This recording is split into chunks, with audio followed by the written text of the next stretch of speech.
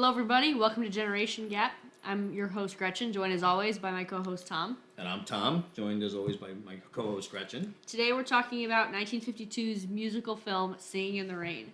Co-directed by Gene Kelly and Stanley Donen. The film starred Gene Kelly, as well as Debbie Reynolds, Donald O'Connor, Gene Hagen, Millard Mitchell, with an appearance from Sid Charisse. Mm-hmm. And briefly, Rita Moreno. That's true. Yeah, I did that? catch her. Yeah. I actually pointed her out to my sisters when Very we watched briefly, it yeah. yesterday. Yeah, blink and you'd miss it, really. She's in there a couple of times. She's got lines.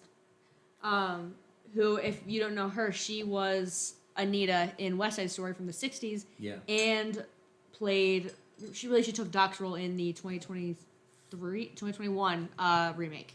Mm. Right, yeah. Singing in the Rain is one of those movies that even if you haven't seen it, you've probably heard the songs. Yeah. This was a jukebox musical from the 50s, so that type of musical is a little bit different from most of the ones you see now. They take pre-existing songs and kind of plop them into the movie where they can make it work. Yeah.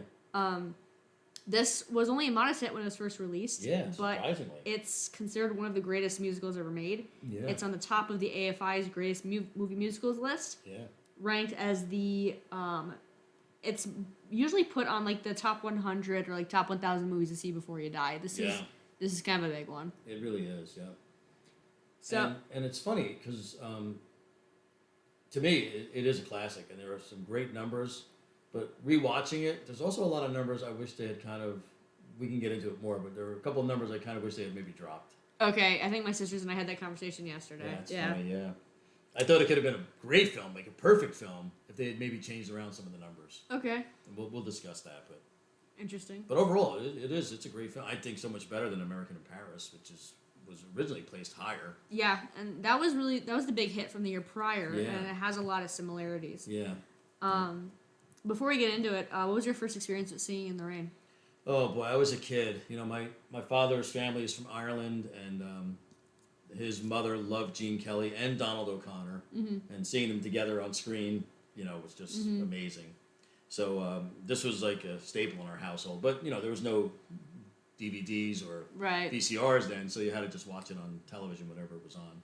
But it was almost like a ritual in our house. When it was on, we all had to watch it, and we loved it even as a little kid. That's what I see. Like even as a little kid, I could really get a kick out of some of the songs and some of the numbers. Definitely. I never felt that way about American in Paris or I'm with any you of on those that. other. Yeah, right. Yeah, that's nothing really for kids in that.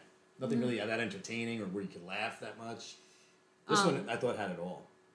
I actually don't remember the first time I saw this movie. My aunt is a really big fan of Gene Kelly, I should say, or like at least his musicals, and so I think I saw this for the first time at her house, but I honestly don't remember.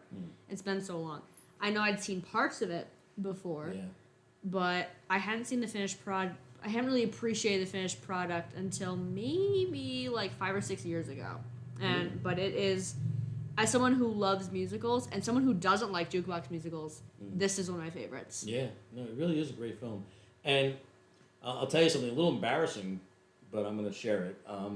When I was a kid, my friends and I would always give my friends instructions. If there was a movie I liked, I would tell them to watch it. If I knew it was coming on TV. Yeah. I would say, all right, you guys have to watch this movie, and then we'll play it tomorrow. And by playing it meant we were going to act it out. Okay. And so we would always play movies. That's what it was called. And any of my friends from the old days, if I say, remember when we used to play movies, they know exactly what I mean. And just to give you a sense, we actually play-acted Ben-Hur. Oh. That was their assignment. They had to watch this 3.5-hour movie. My gosh. To appease me so we could play it. And you know what's so funny? We played it on big wheels, where an old pool had been. Those old stand-up above-ground pools. So it was like a big circle of dirt in the middle of this lawn where the pool had stood. And we actually acted out the chariot race in this dirt circle. And I'm telling you, even in my memory, it was a chariot race. It was so epic. And I flipped the big wheel over, got all dirty and sweaty in the dirt. Oh, it was so great. So I told them, I thought Singing in the Rain was, hey, we haven't done this one yet. Let's do it. So we all had to learn the musicals and the dance numbers. How'd that go? Oh, it was embarrassing. But no more embarrassing than playing Ben-Hur in a circle from a pool. That's funny. But we actually acted out the scenes, like Make Them Laugh, and Fit as a Fiddle. Okay. You know, those were the only numbers we could really do because it was at least two guys, you know. Right. But we all learned the lyrics. You know, we all sang along with it. We all thought it was funny, and they all loved it. They all went. You know, that was their assignment. Make sure you watch it tonight when it's on. Probably like at 8. They had to stay up till 10 at least or whatever. And they did. They were good friends, just to Nice. humor me. That's funny. But you know what? They talked to me today. We still, believe it or not, we still talk. And they even say, you know, I know these movies like the Marx Brothers and Douglas Fairbanks and Buster Keaton, Yeah. and movies like none of my peers even know. Like they would never have seen those, even though they were my age. It just wasn't a staple of their lives. You know? Right. So they're grateful. They're thankful. They teach their kids. Their kids all watch the same films now. That's something. Yeah. So, Singing in the Rain is a movie about Hollywood, really. Yeah, The film the early is days, the yeah. film is set in the late 1920s, around 1927 Yeah. actually, the first year of the talkies. Yeah. It takes place largely on a movie production like set on a lot, Monumental Pictures. which is Fictional. fictionalized, Yeah. where Gene Kelly and Gene Hagen star as the two actors who are really like the headlining most of this company's big films. Yeah, they're the big box office draw. And then all of a sudden, after they finish another like really big hit, The Jazz Singer comes out, a real film from 1927, the first talking picture. And in the oncoming flurry of activity to try to switch over their next film into a talkie, disaster ensues. Oh boy, does it!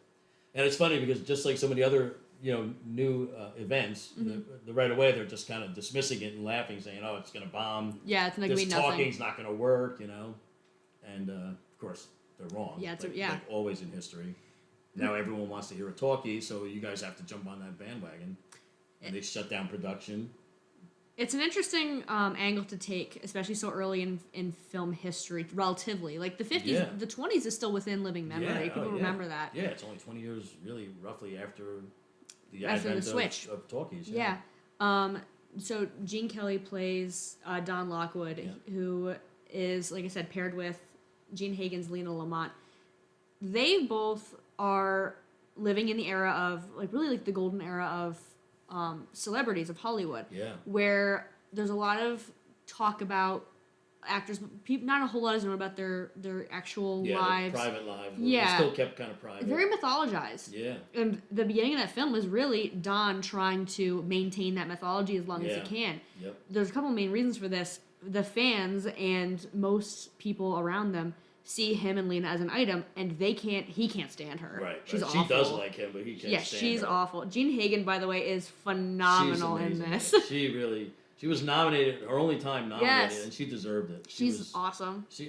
And she's just she's amazing. I mean, you look at her voice, She's hilarious. her actions. There's just to point out for one example, and I don't know if you ever noticed this. I rewound it twice. Okay. The scene where she gets a pie in the face. Uh-huh. If you look at her acting, you know she knows she's It's going to get a coming. pie.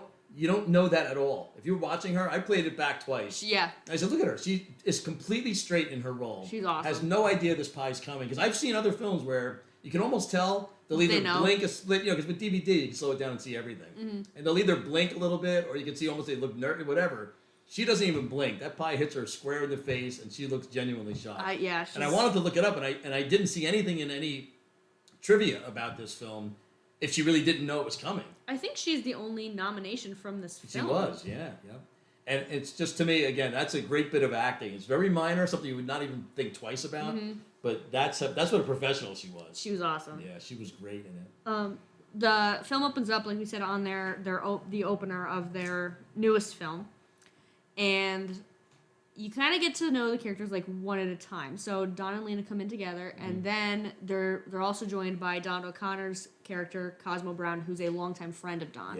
Yeah, and it's also funny how they show Their rise to fame. people. Yeah, well, how people. No, not only that's a great clip. That's a great. But even how they're showing all these celebrities coming up and everyone's cheering. Yes. And then when Cosmo gets out of the car, they introduce him. Really Everyone just confused. kind of stops.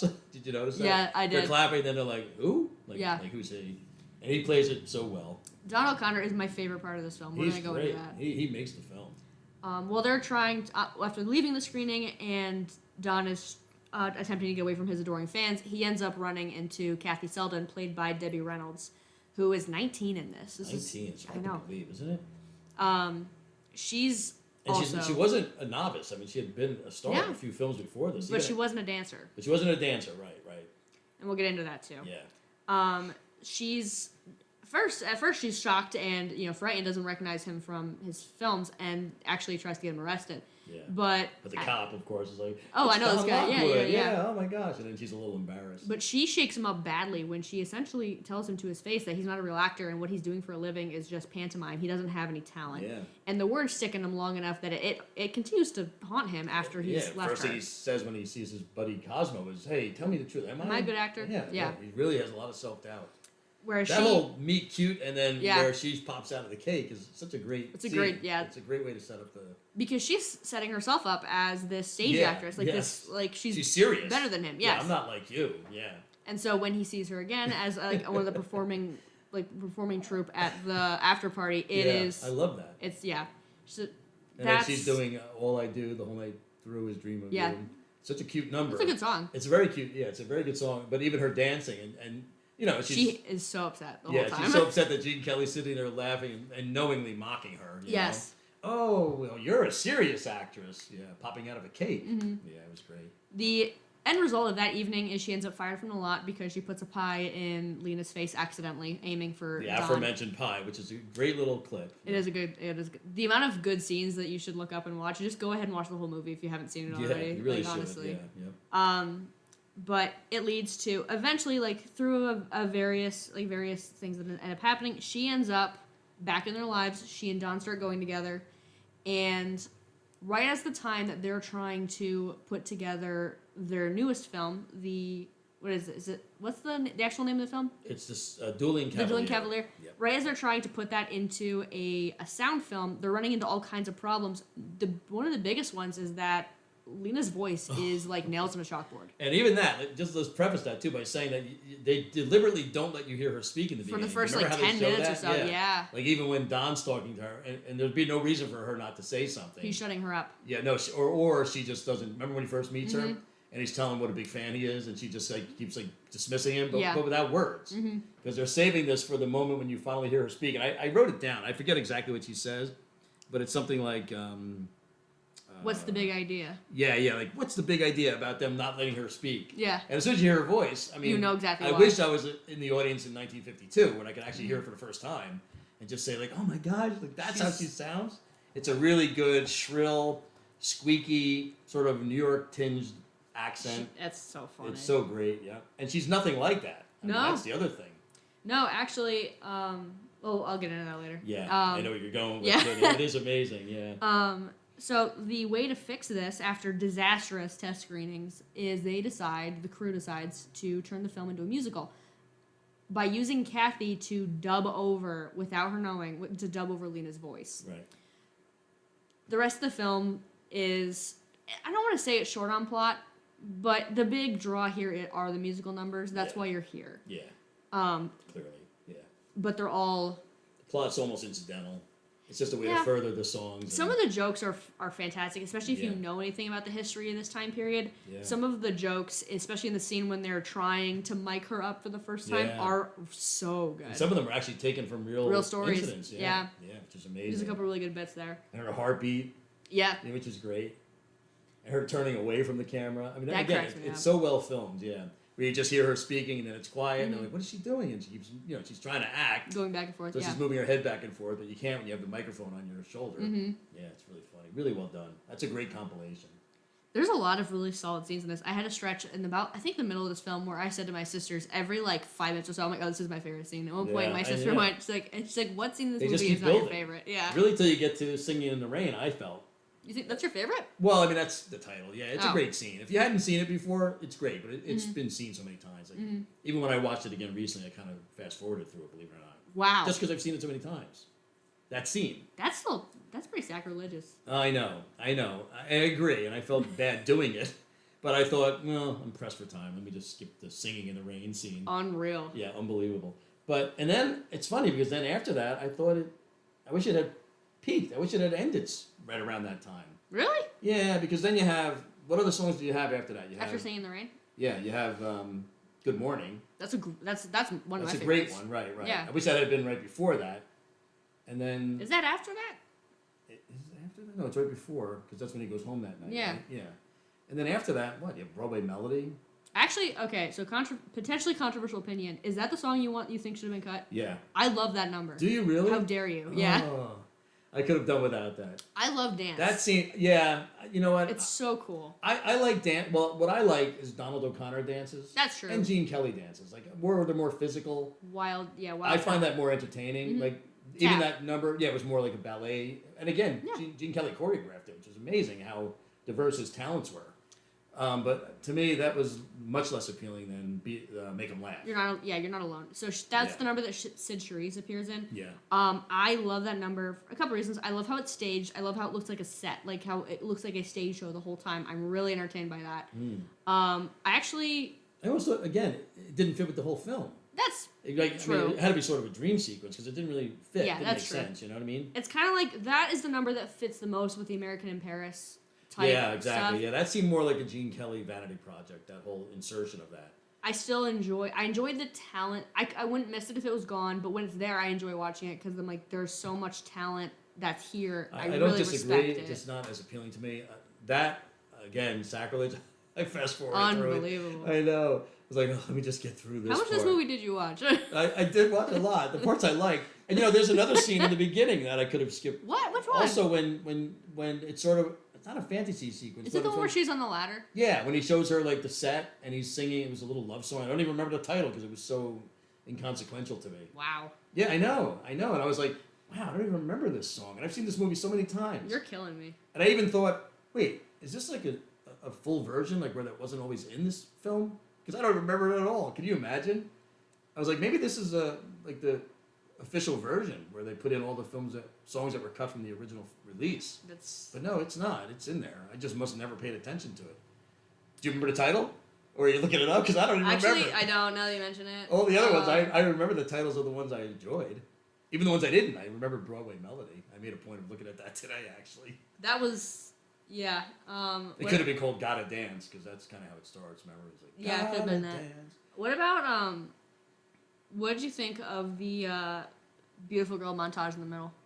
It was okay. Again, I mean, I think if you know what they're homaging, it's fun. Yeah, exactly, and that's what it was. So I can appreciate it, but it's so dated, isn't it? Oh yeah. Some of the lines. Yeah. You couldn't get away with that stuff today. Well, no. And it's funny because it's still. I haven't heard it condemned at all.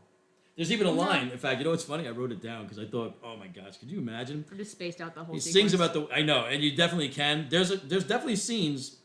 That's why I said it could be a perfect film, but if they had just maybe edited out a couple of those scenes, like that, for example. What was it called? Dancing Girls? Beautiful Girls. Beautiful Girls, yeah. There's a line even where it says, you're sweet 16. Yeah, that was wild. You're over sweet 16. Yeah. And then right after it says, let's call the preacher. Yeah. Again, that's a product of its time. No, yeah. Over sweet 16, so hey, let's get married. Yeah. I don't know.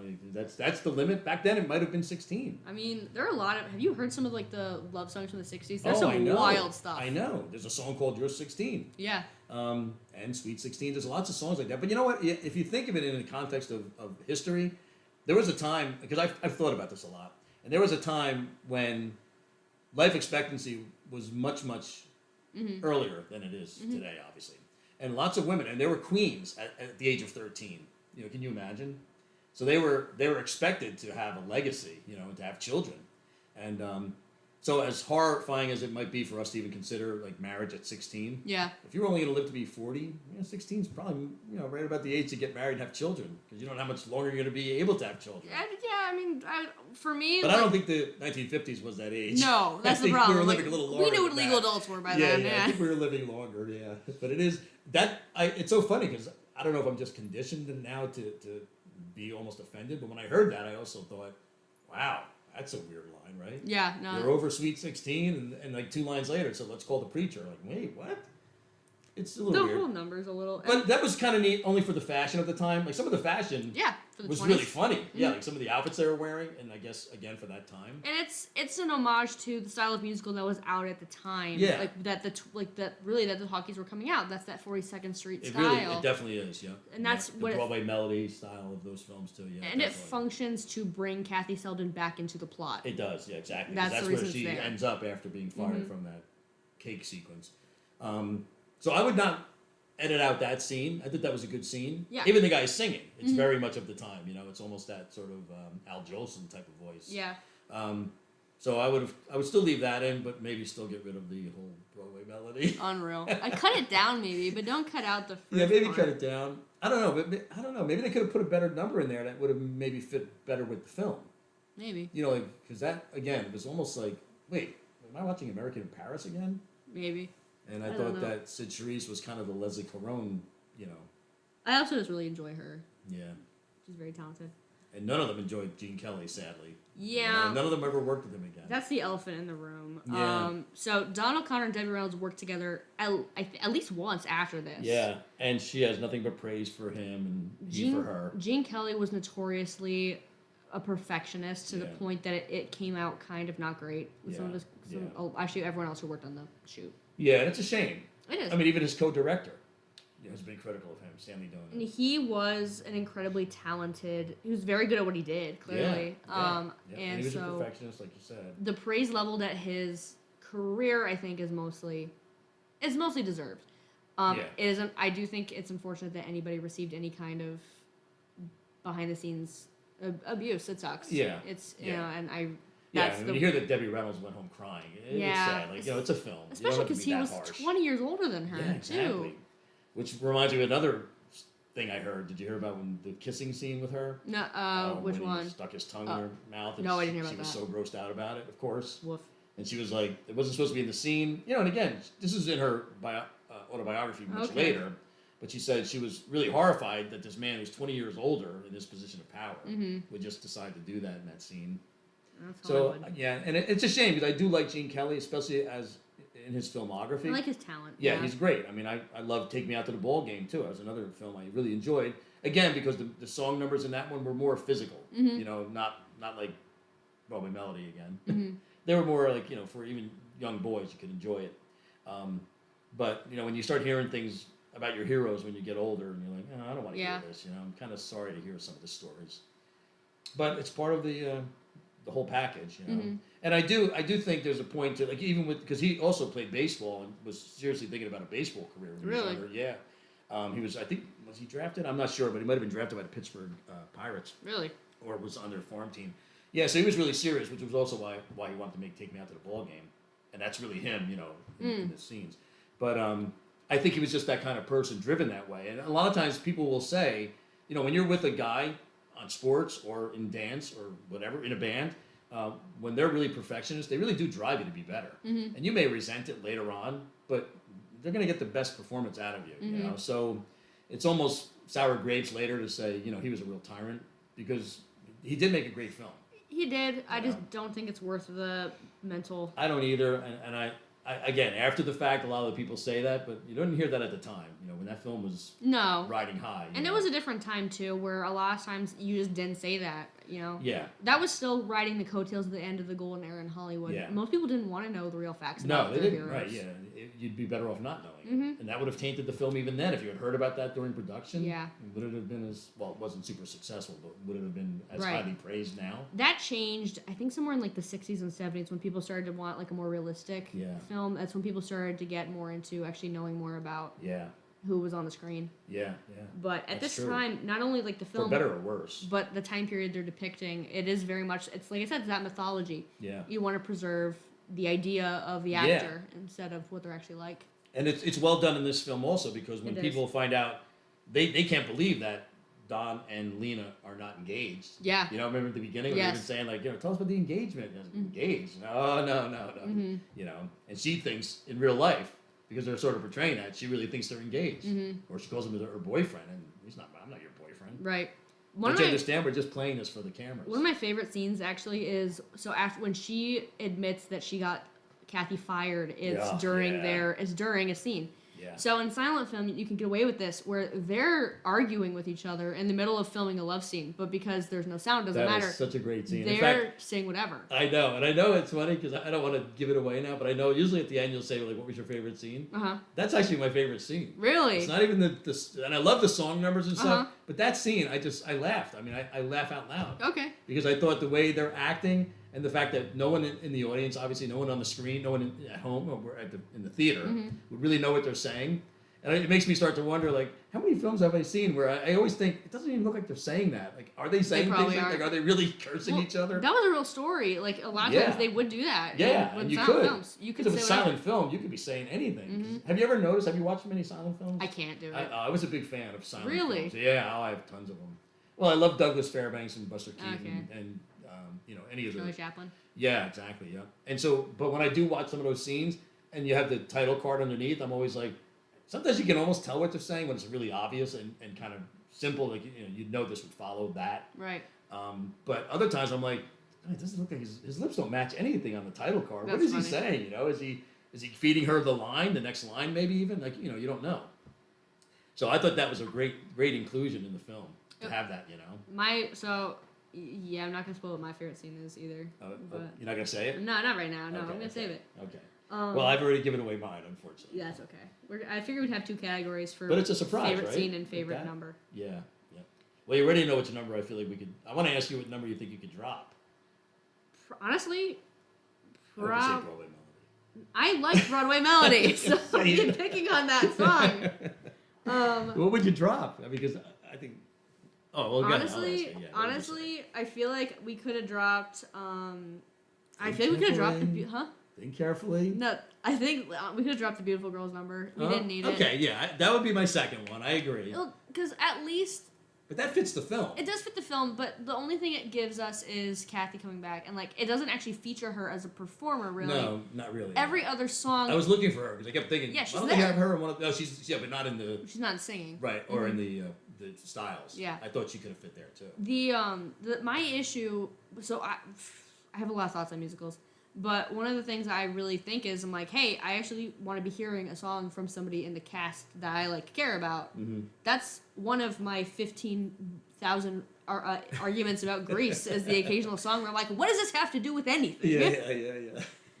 So honestly, I could stand Broadway Melody because that's at least one of the people I'm here to see. Right. Whereas Beautiful Girl, I'm like... Is not. You're I'm right. like- That's true. That's a good point. It's a valid argument. Yeah. It's like that Rudy Valley, Al Jolson type singer who you never see before or They after. have... So there's a term for it in cinema. It's called the big-lipped alligator moment. Are you familiar? No. Okay. Have you ever seen All Dogs Go to Heaven? Pretty sure I have. Okay. Do you remember do you remember the alligator? I don't. No. Oh, are you kidding? Okay. There's a scene in All Dogs Go to Heaven. It comes out of nowhere. It's a cartoon, so it's a big-lipped alligator who does a whole musical number, and then the alligator doesn't really come back. You could take it out and not miss it. It's random. It throws you for a loop. That's a term that comes from that movie. I've never heard that. That's insane to me. It's almost like a Greek chorus, kind of like where they're in the background, No, just to kind it's of just further the plot. a or scene something, that or comes out of nowhere and then kind of just sees itself out and doesn't have anything to do with anything. Wow, that's really interesting. I like that. I just learned something new. Big-lipped alligator. I don't know if you've... How many other people know that? I'd be really curious. I don't know. I don't even know when... I mean, the movie's from the late 80s, but I don't know when that became, a phrase. That could be partially because I spend a little bit too much time on TV tropes. I don't know. It could be, yeah. But, That is funny, though. I mean, there are lots of examples of it. Yeah, I'm sure there are, cinematically. yeah. Just these characters that are, to me, again, they're just maybe to further the plot or explain what happened. You gotta look that up afterwards. I 'cause will, I swear yeah. I'm not making that up. No, I believe you. I'm curious if anyone listening wants to comment. Have you ever heard that term, big-lipped alligator? I swear that's real. From All Dogs Go to Heaven. That'll be curious. But that being said, most of the songs in this movie, arguably, you could cut. So I come from, I know, we're different generations here. I come from the generation post Howard and Ashman. They were the writers and composers who wrote Little Shop of Horrors, and they were responsible for most of the Disney Renaissance. And their rule of thumb was the musical number should be put in when a character's feeling so much emotion they have no choice but to sing. They have to be connected to the story. If you take it out, it means you've missed a chunk of what's happened. Right. Most of the songs in a lot of 50s musicals they're not necessary from that standpoint. They're good numbers. They're showcases for the actors and performers' talent, but they're not necessarily giving you a whole lot of information about what characters are feeling or what's going on. That's true. That's a good point. There are subversions, like West Side Story is a counter argument. There are musicals that don't, but most 50s musicals, I feel like I'm more enjoying the talent on screen than I am invested in the characters. And that's Singing in the Rain is that for me. I love those numbers. Yeah. But they're not driving the story. Yeah. That's true. Yeah. Yeah. That's just a personal, and that doesn't take away from my enjoyment of Even this film Singing in at the all. Rain really isn't at all. You know, it's kind of funny. Yeah, actually, and it's terrible. That is an underwhelming number for me. Is it really? Yeah.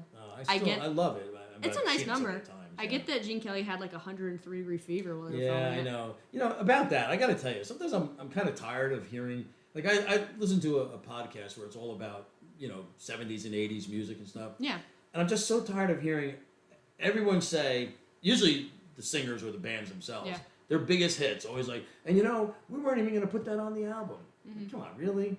Then maybe you're not a good judge of music because that was your biggest hit. Like you weren't even going to include that, or that was a last minute. It was just a throwaway song. I'm so tired of hearing that, and I hear that with all these like numbers. Like it's a great number.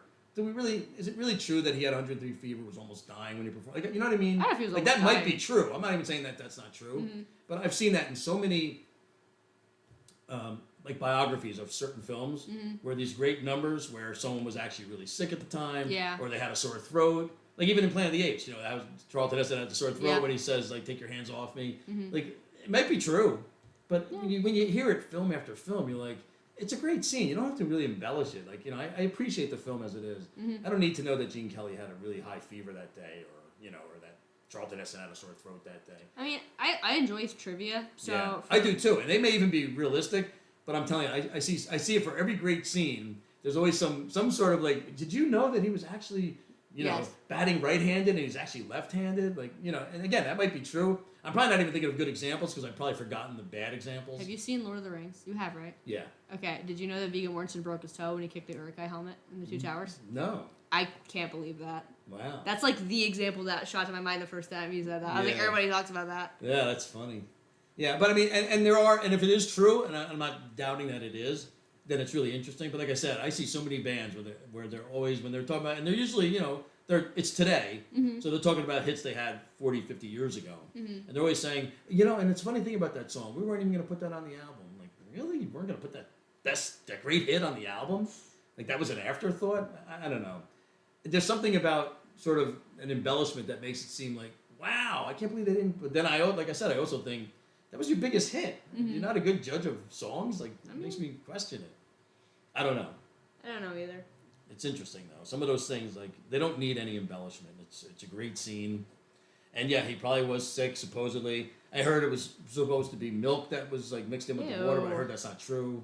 You never heard that? No. Yeah, because the rain supposedly wasn't showing up well on camera. Oh. But then I also read that that's a myth. That Okay. it was just lighting the way they filmed it to me, because it is hard to show clear rain so effectively on film. I was gonna say I hadn't read that. Yeah, but it is to me a great number. So some of the ones I think are the best, and like the ones that we haven't really talked about a ton. Some of the best numbers, in my opinion, the Good Morning number is the only time that all three leads are dancing on stage you're right. on screen together. Yeah.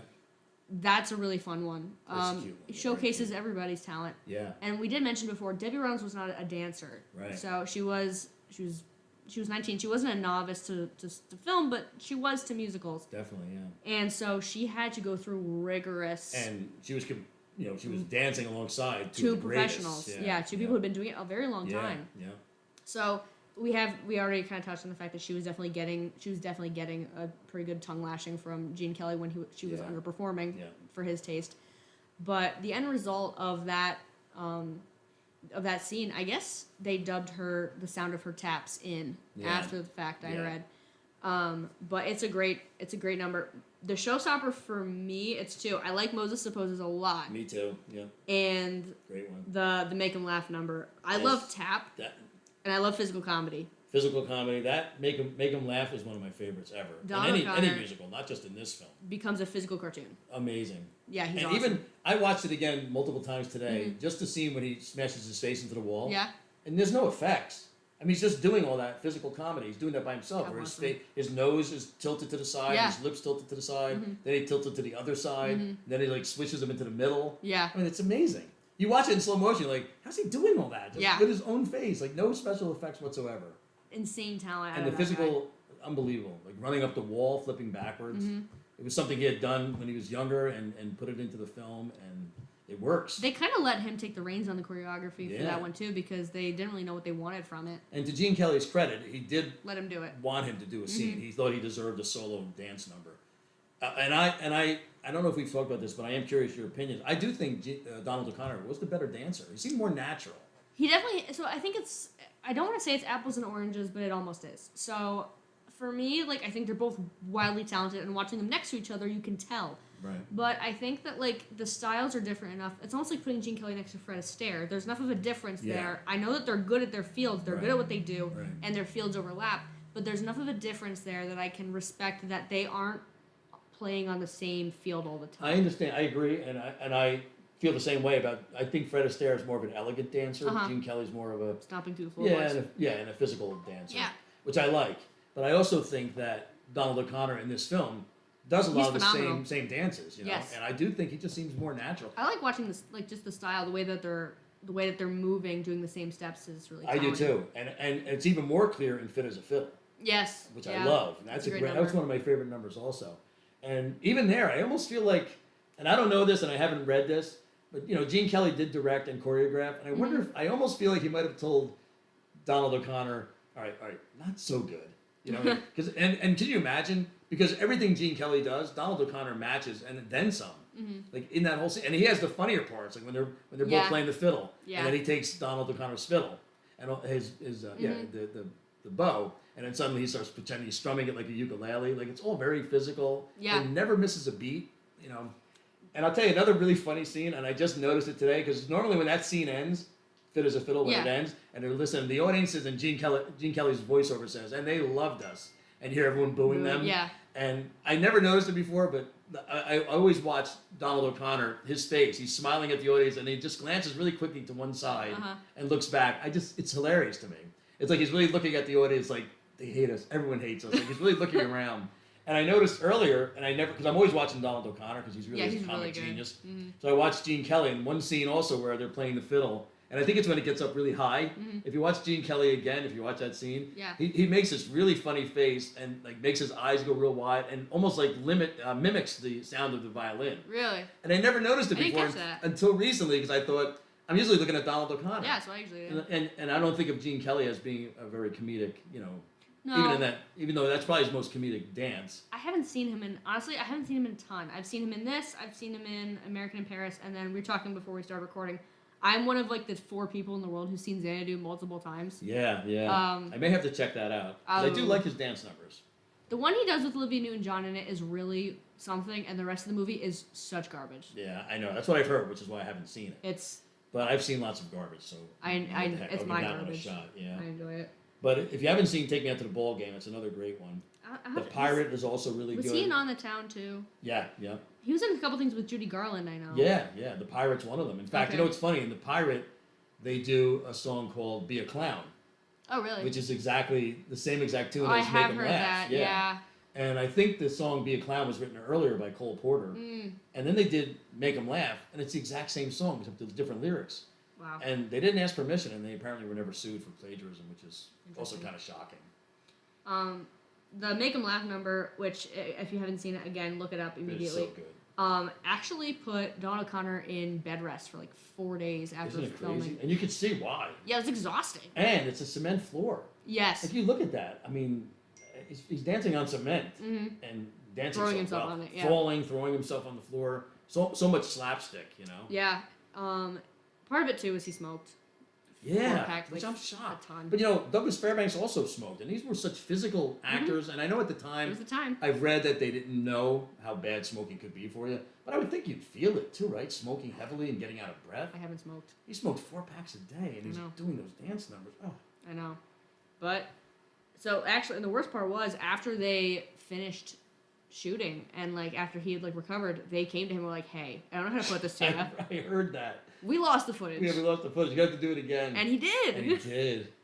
And it's, I mean, I genuinely can't, watching that too, because the back-to-back backflips off the wall, that's shot in one take. That's amazing. I know, there's no 'cause cuts you can there. see there's no cuts. Yeah.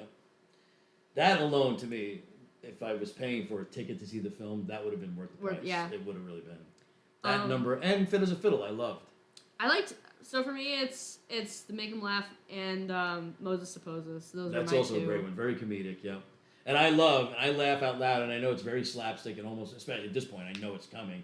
But when he's making faces of the guy, Yeah. and yeah. all of a sudden the guy turns and looks, and he makes the face at the guy, Mm-hmm. he just times it wrong. I think that's so funny. That's it's such a it's such a good lead into It's a another, very silly yeah. scene. So Yeah. I think that was the only original song written for the film. Yeah. Yeah. You know what else is funny? Again, now speaking about these songs, and you're gonna have to tell me your showstopper, and the one you would cut would have been, I know, Beautiful Girls. But you have to tell me which one's your showstopper, because I guarantee it's in the first half of that film. And the funny thing is, all the big hits, all the ones I love, it almost feel like I wish they had maybe, I don't know how you could have done it. Yeah, maybe it switched it around a little bit so there's a really big showstopper at the end. The showstopper, really, there is none at the end. You know, there's no big musical number at the end. No, but I think part of it too is, again, like the way they structured musicals was different back then. You're right. I know So, it didn't have to have the big song at the right. end. Yeah. At that point, it was more about the jokes and the ending than it was anything else. Yeah. It's not like a modern musical where it's like you would have to have a wrap up scene because you need a finale on the soundtrack. Right. Or like, even in a concert, usually they save their best songs for the encore or right before the end. Very similar feelings about the Broadway show, like the soundtrack, not the film version of Little Shop of Horrors. Right. The film has a great show-stopping ending. The musical, all my favorite songs are the first half. Yeah. After we get past the second half, I'm like, okay, that was fun. Yeah. I'm still gonna It's listen almost to like it. now the plot begins. You know, now we're gonna drag it down and show you the film, the actual story. Sort of, kinda. Yeah. Oh, and Singing in the Rain, it's almost like that too. You know, where the one of the things too is the last actual song in it is that "You Are My Lucky Star." Yeah. Which I'm pretty sure is the song Ellen Ripley is singing to herself at the end of Alien. Mm. Is that? I don't remember that. Really? It? Yeah.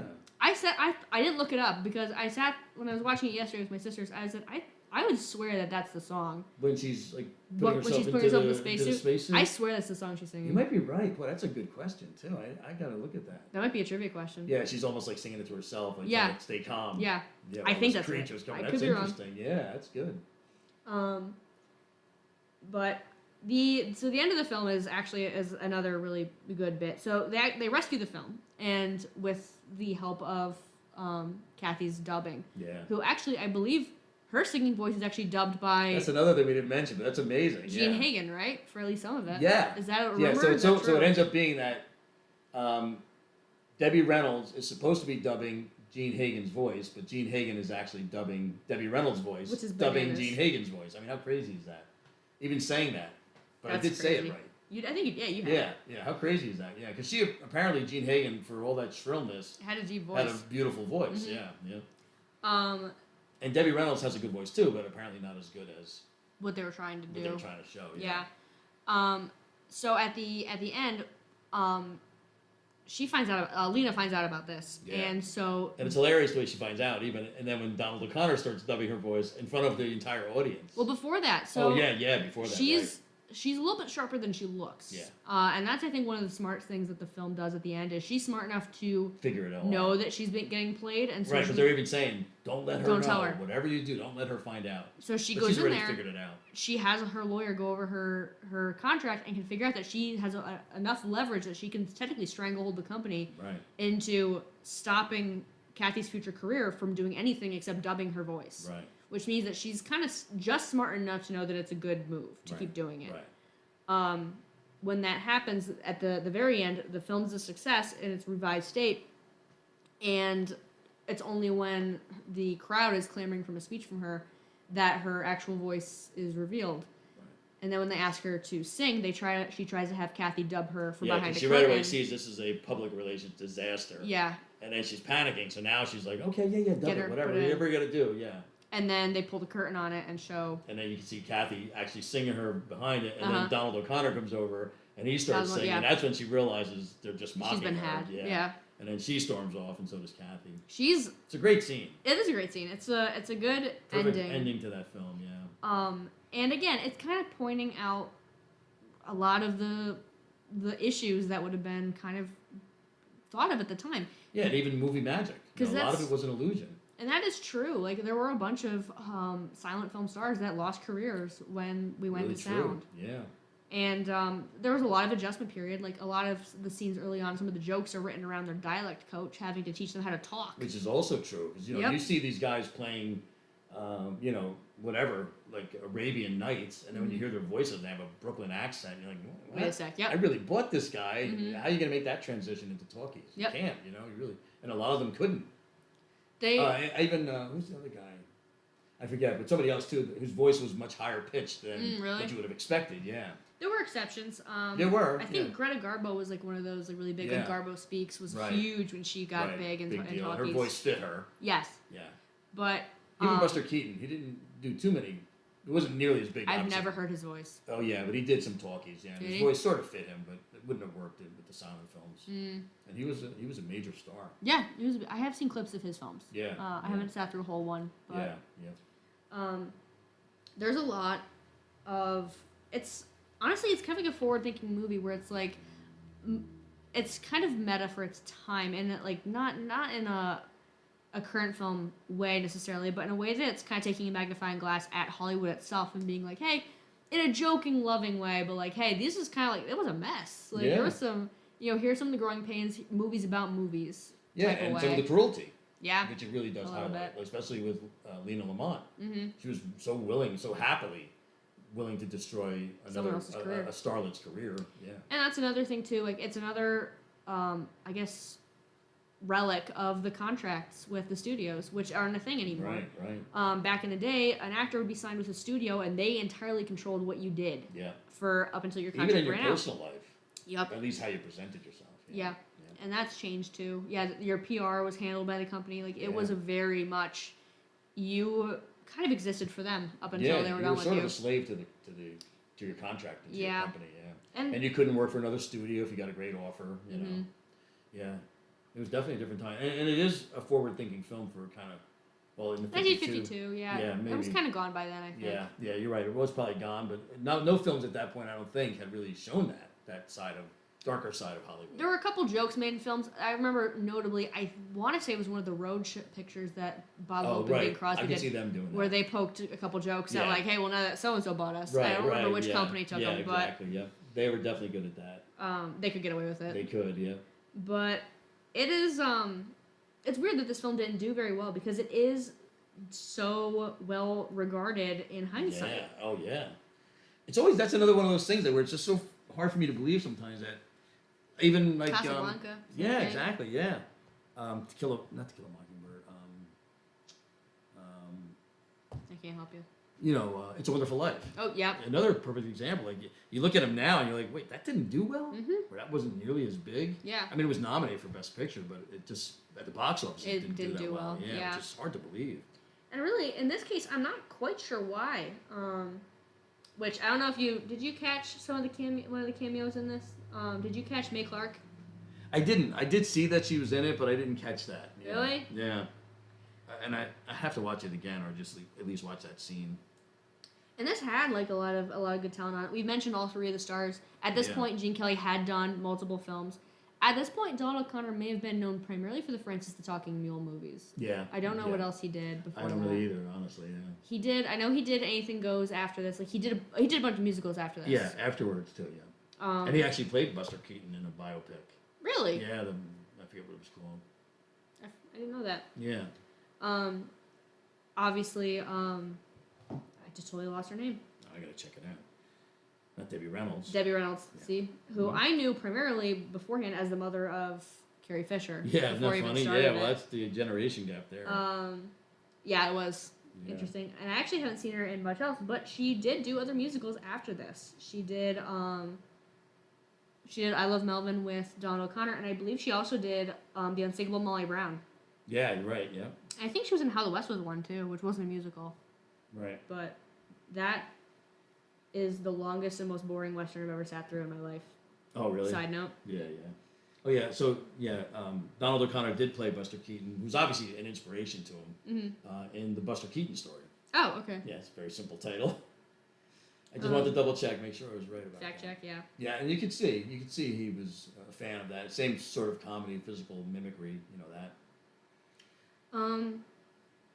So overall, I do think that this is far and away a better film than An American in Paris. I think it's better.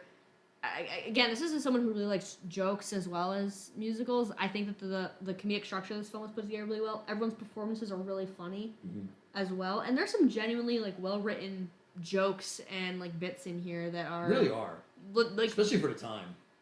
Very clever scenes. Our family quotes Cosmo about like half as and then I quote Lena actually like semi frequently. She is so good. My youngest sister's got a pretty good impression of her voice too. Really? Sometimes, yeah. I like to hear that sometime.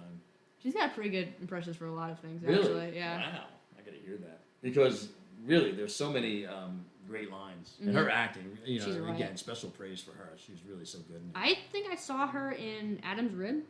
Yeah. And that's the only other thing I ever saw her in. Yeah. I know she's in other stuff. Yeah, and she's played more serious roles too, and Yes. had darker hair even, but she's so good in this. Stanley Donen, who we mentioned, primarily directed musicals. So he did On the Town, also with Gene Kelly. He also did Royal Wedding, which was a Fred Astaire film. He did Seven Brides for Seven Brothers and Funny Face. So I have personal beef with this guy. So I hate him. Officially, I hate him. I just was thinking about Lena Lamont. I wrote down one of my favorite lines was when they were saying about having a talkie. And her line is, "I'll try to sound sort of like her," but she says, good luck. "Well, I'm not gonna even try. I forget. Don't try. Yeah. But she says, "Well, of course we talk. Don't everybody?" The way that she says it too, like It's if so you don't great. know what and she then sounds they all like, just look at her, like, she's oh my she's gosh, so good. because they're just thinking, well, we'll make a talkie. We can all What's the talk. problem? And she's like, well, yeah, of course we talk. Don't everybody? And it's just such a great line. Well, even Donald O'Connor's line right directly following the Good Morning number is the she can't talk. What is it? She can't talk. She can't sing. She can't dance. Yeah, the exactly. Triple threat. The triple threat. Yeah, which today is the opposite. Yeah. Which is always funny. Or Yeah. can't act. Sorry. Yeah. No, yeah. it's a riot. Yeah, it's great. Do you have so your favorite scene in this is I really do because I just think that's such a well done scene where he's wooing her and and they're he's fighting. actually just making like you reptile. Yes. Whatever he calls her. Yeah. I just thought that's such a funny scene because it hits home for me because it did make me. It's not just a funny scene on screen, but it does make me look at other films and say, what are they saying? Like, for all I know, they could be saying stuff like that. Like, then I start looking into it. Like, it's something that provokes me to even like look in and say, how, did they get along really well during the filming? Like, is he possibly, cursing her? Yeah. As he's supposedly, wooing her. It's kind of funny. My personal favorite scene. Do you have a guess what my favorite scene is? Because you may. Is this a musical number? Because I No, want to hear that. we have a separate category for Okay, musical okay. I numbers. want to make sure of that. I want to be clear. Your favorite scene? Does it involve Donald O'Connor? Dang, kinda. Mm. Not really. Not as much. No. Then it's got to be Lena. Sort of. Oh boy, I am really intrigued. It's actually the don't know. scene. It's the screening, the first screening of the Dueling Cavaliers when they're realizing that it's going to be a bus wreck. Oh yeah, that is funny. When people are mocking them, Yes. walking out of the theater. So that's like my family has done this when we're watching stuff at just together and everything. Where if a movie's bad enough, we just start Mystery Science theatering it. Like, that's always just fun ripping. isn't And it? Yeah. So for me, like part of it is it's legit funny, and part of it is it just also hits that like, hey, I do that. I know I do that. Yeah, so you can relate. Yeah, when the two guys are walking out and they're mocking it, impersonating Don and Lena. It's so good. It is a really good scene. Too. Honestly, and the biggest laugh for me is when Gene Kelly tosses his cane or his stick, or whatever, off stage, and it makes such a deafening It's really clatter. loud. Yeah. That kills me. I don't know why. Or even when she taps him with the little Just whacks. fan or whatever, it's like a really loud whack, which I think was also based on a real It is. scene. Yeah. That's tied with the scene when they're trying to wire her for sound for the first time. It's like the two, like I'm dying laughing the whole time. And It's she has so no good. idea what they're doing, and she's completely just missing. confused by all of this. Like She's it's all just going missing. around. She has no idea what's happening. Yeah. But she can't even grasp the concept of sound.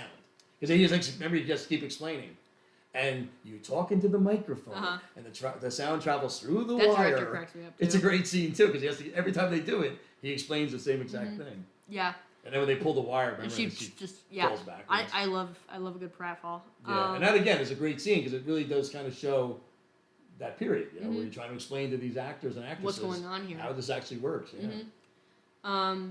I do like. Well, let's talk. What your favorite musical number is? It's the Fit as a Fiddle. Is that your favorite actual musical number? Yeah, I think it really is. Okay. I do love that, and because there's so many They even do it's now called the SpongeBob. What? Do you know that little move where they kind of like, I can't do it. My sons can all do it, though. Are you serious? Yeah, oh yeah. Let me text Trevor. Yeah, and if you look up the SpongeBob, you'll see what it's called. And I'm not, I guess SpongeBob might have done it in an episode. I didn't watch SpongeBob. Oh, you never did? I was not, no. But there's a scene where they're doing Fit as a Fiddle, and they have their fiddles, and they're both kind of dancing around each other. Oh, yeah, I know what you mean. Legs going out like this. That's called the SpongeBob now, and they're doing it then, and it's such they're so light on their feet. Interesting. And I also think it's just so funny because his narration completely, is the opposite of what you're seeing. Even he says when we finally got to sunny California and it's raining, pouring rain. Yeah. Actually, what got my sister I think the first laugh for her in the movie the last we saw it was when they're like, "Well, we were stranded. I mean, we were staying." Yeah, exactly. Yeah, yeah. It's great. Everything about that little compilation was perfect. My favorite dance number is "Make 'Em Laugh," like by an arm and a leg, like by a lot. Okay, yeah, that is also great. Yeah, just amazing. No, but that's all Donald O'Connor. I like Fit as a Fiddle only because it is the two of them together, and it's great the way they match each other. It's amazing. It is. Even when they're, he hops on his back and he's playing the fiddle with him, and it's just like such a great physical number. But yeah, definitely Make 'Em Laugh is way up there too. And Moses Opposes is like really close behind it. Like it is tough because I really enjoy. Those are my three favorite numbers for sure. Yeah. And can we even share that little joke? Because I was telling you earlier about the from 1986, I think it was, right? Oh. With Steve Martin. Yeah, it was 85? 85, yeah, 85. It was AFI's tribute to Gene Kelly. And, of course, everything Steve Martin says is a riot. And it's all, and he's very young, man. It's all completely, obviously wrong because he says how he was one of Gene Kelly's personal closest friends. Which of course... I'm trying to think how old Steve Martin is. I don't even... I'm not sure, he would have been like 10 when that came out. Yeah, exactly. So it would have made no sense whatsoever. And he starts to say... And that alone gets a laugh from the audience because people know, of course, Steve Martin's, why is he even here? He's so young. He's born in 45, so yeah. No. Yeah, so 52, right. And he says, he was one of Gene Kelly's closest friends. He said, and I'll never forget, I went to go visit Gene Kelly and Stanley Donen on the set of their new film. And I'm like, what's going on, guys? You look so glum. And he's like, oh, it's this weather. And I'm basically like, well, why not just shoot the scene in the rain? And, and then they're like, yeah, but what are we going to do about this darn lamppost? And I was like, we're going to have to take that down. I was like, no, leave the lamppost up. And, well, what are we going to do with it? He goes, what did he say? Just go crazy on it, Spin around it. So just do your thing. Yeah, just spin around and do your thing. And then he ends Make a big deal of it. Make a big deal of it. That's so funny. It's such a good bit. It's such a funny little scene. And then it's very quick. And then he just says, and of course the film I'm talking about is On the Town. And then he says, and Gene Kelly never spoke to me again. It's a good bit. It's such a funny thing. And it's available on YouTube if you're so interested. Look up Steve Martin, tribute to Gene Kelly. I still laugh at that whole little... I never saw it before you showed it to me today. And Steve Martin, really, he is so funny. Oh, yeah. I used to see him on shows like that, like where he's like, paying tribute to someone or whatever. And I guess he writes it all himself. It's so funny. He's a sharp guy. I really like listening to him. I actually just watched The Jerk for the first time yesterday. Oh, well, we should do a Gene Kelly night one. I mean, not Gene Kelly. We should do a Steve Martin night. We could. Yeah, some of his best, or Gene Kelly. We should do a Steve Martin best films. Oof. Don't get my dad on that. Oh, like Gene, my dad's got weird beef with Steve Martin. Really? Yeah. I don't know. I'm changing his mind slowly.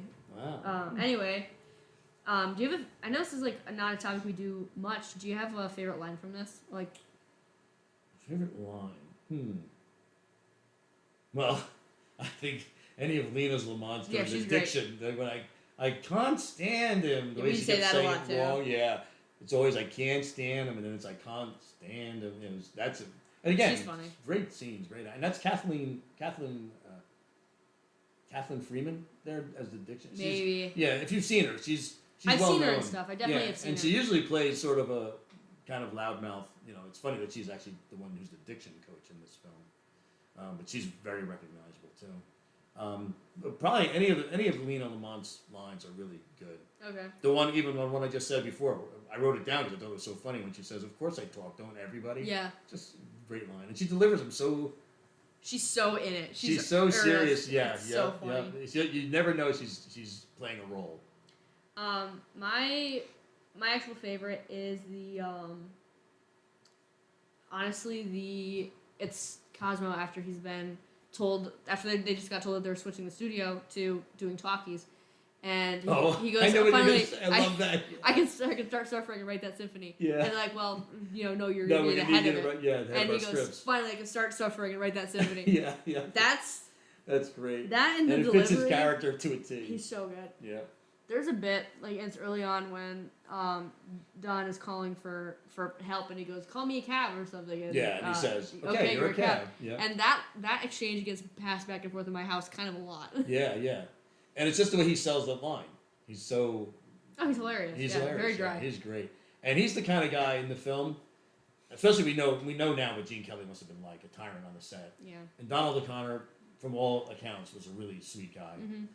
But even in real life, or whatever, the character Cosmo, he's someone you'd really want to hang around with. Oh yeah, he's a riot. He sees the sunshine or the silver lining in every cloud. You know what I mean? Sort of. Or even that scene when you talk about that, when he says like, "Wait, I can finally work on that." Yeah. And then either way, he's kind of got like this like dark like I think it's fun because Lena and Don and even Kathy are standing in the spotlight of Hollywood. And he's always in the He's shadow. just enough off to the side that he can poke fun at it from the sidelines. Yeah. And at himself. Yeah. Because he really does in the film, too. And he's aware of what's going on and sharp enough to be able to make those observations while dragging himself under the bus, too. Yeah. It's a smart and enjoyable little film. There's a reason that this is on so many lists so high up. Yeah.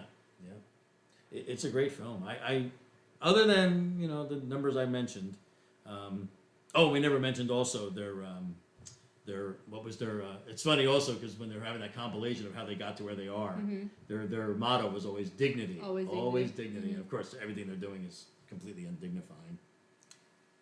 I actually, too, did find, this was the first film exposure I had to all three of these stars. This was the first time I saw any of them. Yeah. And it's a good entry point for old Hollywood, for movies, for these actors in general. This is just a really solid, cornerstone performance for all of them.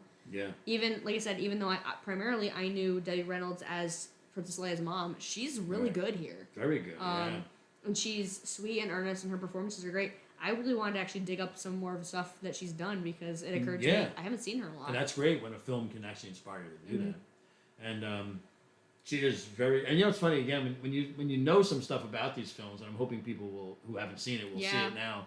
Because when you think about her only being 19 and really not she's a kid. having any experience with singing really or dancing, and then being on screen with these experts, you know.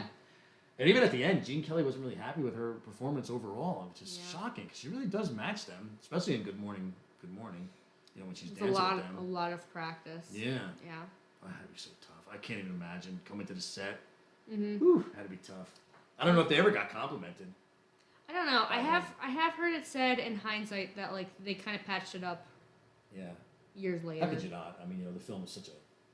Even so, yeah. I mean, I don't know what necessarily brings that type of reconciliation over stuff. Yeah. And again, this is all stuff that I've read. I wasn't there, so I don't